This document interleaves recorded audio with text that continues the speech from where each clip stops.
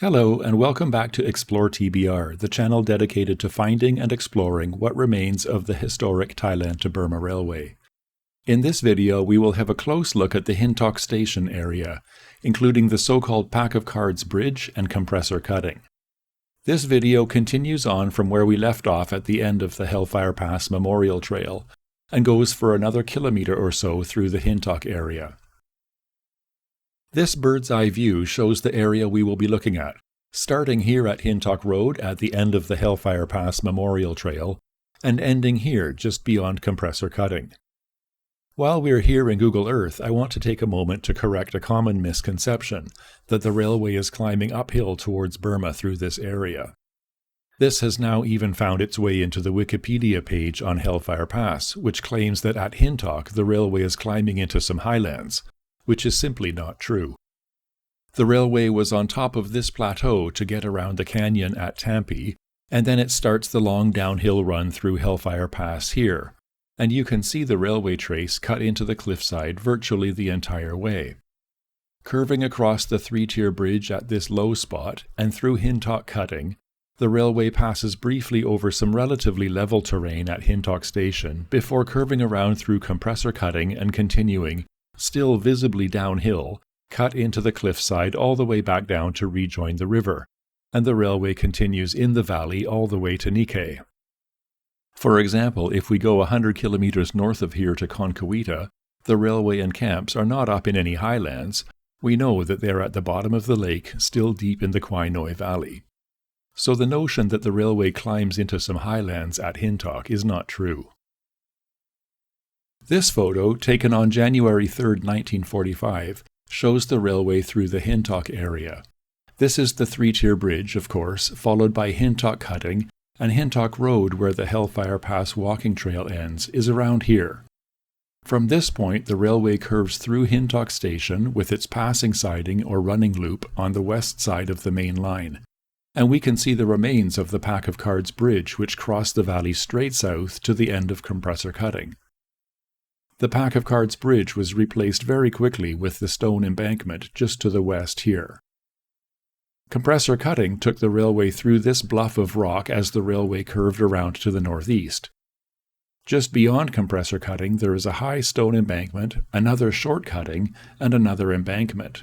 Beyond this, the railway is cut into the stone cliffside towards Kanyu Station. The two Hintok River camps, which worked on this part of the railway, were down at the river. The Australian camp was here, and the British camp a couple of 100 meters to the east here. There was also a Ramusha camp between them and the railway, but there's nothing visible of any of the camps by this time. Let's have a look at what you will find in this section of the railway. The first thing I need to mention is that access to this area is often closed. This was originally part of the Hellfire Pass Memorial Trail, and you could walk all the way to the far end of Compressor Cutting. But the trail was later shortened to end at Hintok Road. This part has opened and closed so many times over the last 20 years that it's hard to keep track. In late 2025 it was open and the trail was quite clear well beyond Compressor Cutting, but by early 2026 I hear it's closed again, so you may or may not be able to access this section. Photo 1 shows one of the many signs which have been posted at this point. This photo was taken in 2014. It also shows the first shallow cutting and the gradual curve towards Hintok Station. Each of these black and white track segments is 50 meters long. Around 300 meters in, we come to the point where the siding or running loop split off from the main line.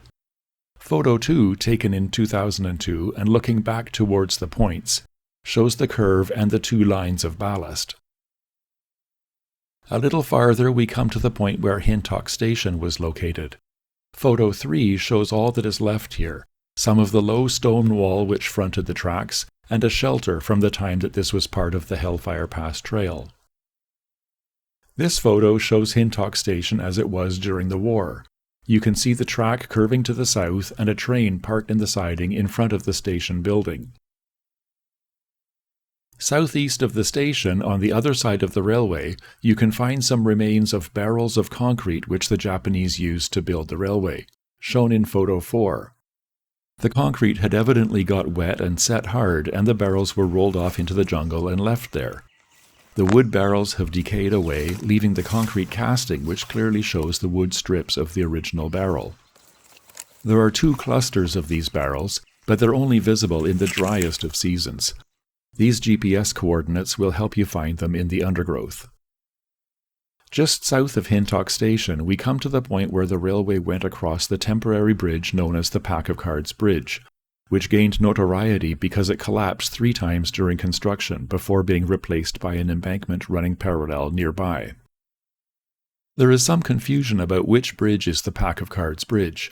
Many of the POWs from the Hintok Road camps also refer to a Pack of Cards Bridge, but they are talking about what is now known as the 3-tier bridge a kilometre north of here.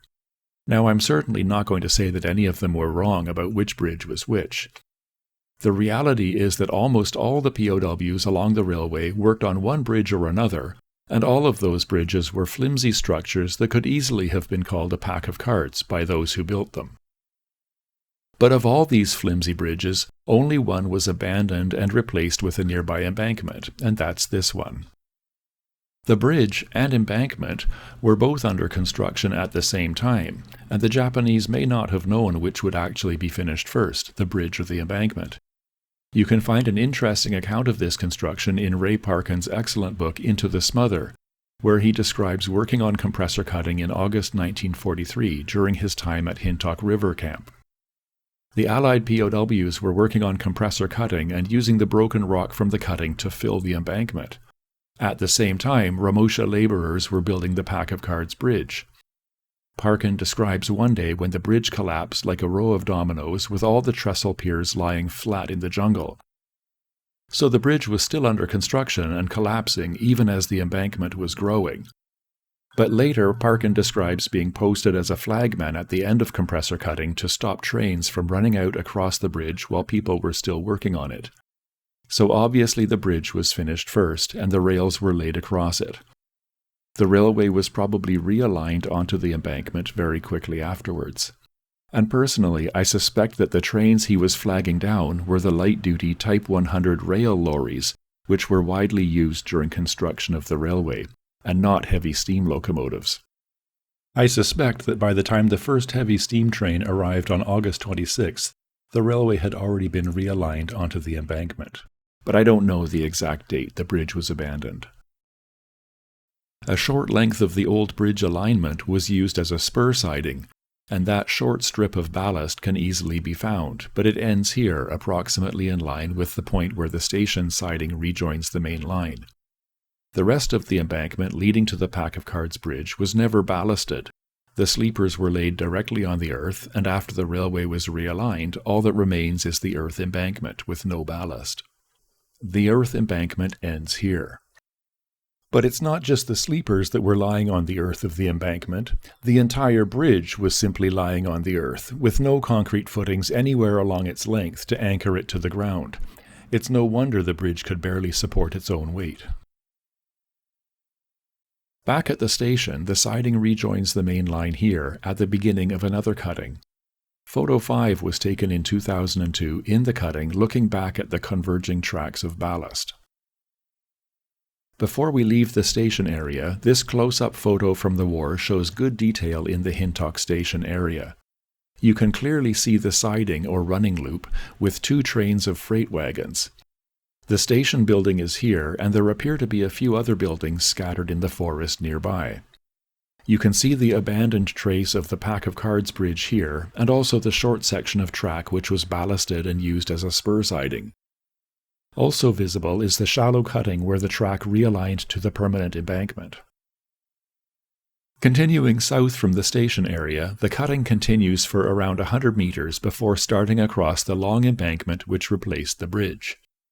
The embankment was made from both the broken rock from compressor cutting and also earth scraped up from the valley floor and piled onto the embankment. All across the valley floor around the abandoned bridge, you can clearly see pits where all the earth was scraped away to make the embankment, leaving only the rocks behind. Just before compressor cutting, we reached the point where the Pack of Cards Bridge joined the embankment, leaving the cutting. Photo 6, also taken in 2002, shows this point looking north. You can see where the line ran straight ahead across the bridge, which is now long gone of course, and then was rerouted to the left around the embankment. This point is still visible today, but it's badly overgrown and much harder to spot.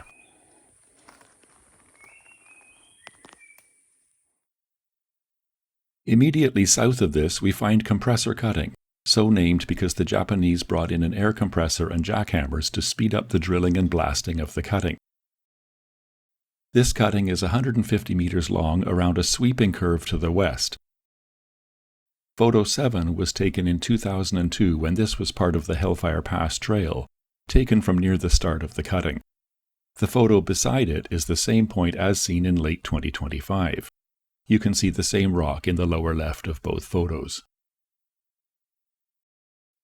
At the far end of Compressor Cutting, the railway ran across a high embankment, shown in photo 8 looking back towards the nose of rock which the cutting went through. Then passes through another short cutting shown in photo 9 looking west towards Kinsayok, then across another stone embankment which carried the railway across to the ledge which is cut out of the hillside for the next couple of kilometers towards Hintok Station to the northwest. You can see more about that section of the railway in my video titled Kanyu.